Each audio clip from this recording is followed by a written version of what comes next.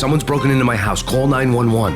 Is this the Payne residence? Yes, someone's broken into my house. They're still here. You have to... Good. I'm afraid I cannot help you. Who is this? Hello?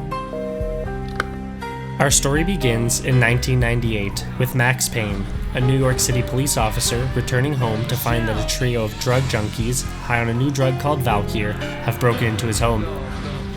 Max rushes to the aid of his family, but he is too late. His wife and newborn daughter have been murdered.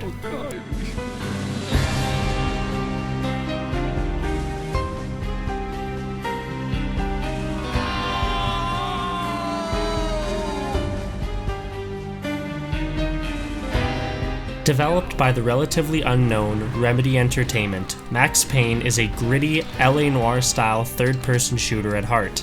These dark themes play a big part in telling Max's story throughout the majority of the game. Now, even though Max Payne's story is a dark one, we do see glimmers of hope here and there, such as a few friendly NPCs that you can meet throughout the game, which will help you on your journey. However, in classic Max Payne fashion, this never lasts long. Any friendly person that's really around him ever usually ends up dead. What the? For the better part of the first half of the game, Max Payne finds himself up against the Punchinello crime family, a string of low-level thugs and gangsters, however not completely. The gang consists of some notable figures, such as Jack Lapino, one of the head mafia bosses, who's essentially a Satanist drug addict who's high on Valkyr most of the game, Rico Muerte, a low-life slum gangster who runs the motel, and the Finito brothers, who are essentially the equivalent of Beavis and Butthead in the Max Payne world.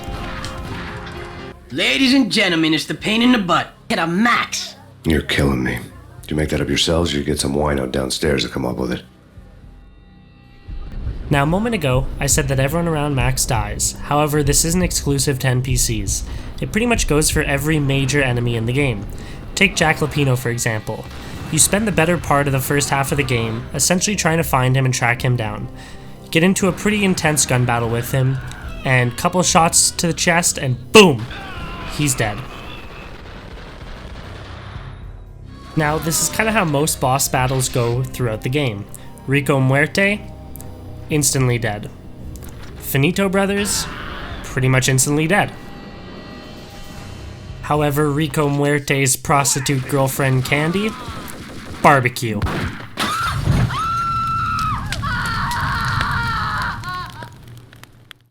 In the second half of the game, however, Max goes up against a whole plethora of enemies, mainly the Acer Corporation.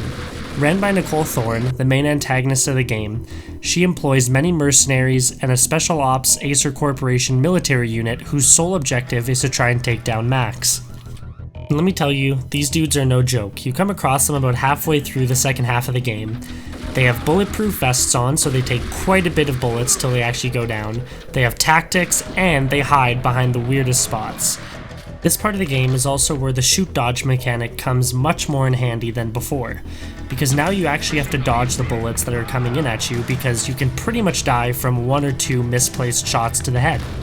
This is also where I probably died the most in the game. I died to these dudes countless amounts of times. I tried and tried and tried. However, some signs of age started to show near the end of the game. You see here I throw a grenade behind the cubicle wall where that enemy was. He should clearly be dead, somehow he's magically still alive. However, included in the game is an exact replica of my facial expression after dying to these Acer Corp bastards. This brings me to my next point, which is the facial animations. Now, for a game released in 2001, you really can't expect much. With the limited budget and the resources they had available, they did a pretty good job. However, some of the facial animations are quite funny to look at because they look completely ridiculous. However, one of the coolest facts about this is all of the characters in the game and character models are actually played by people from the production team. So all the faces you see are people who actually worked on creating the game. Max Payne himself is played by the creative director of the game, Sam Lake, and Nicole Thorne is actually played by Sam Lake's mother. Now, some people might see this as laziness on the director's part.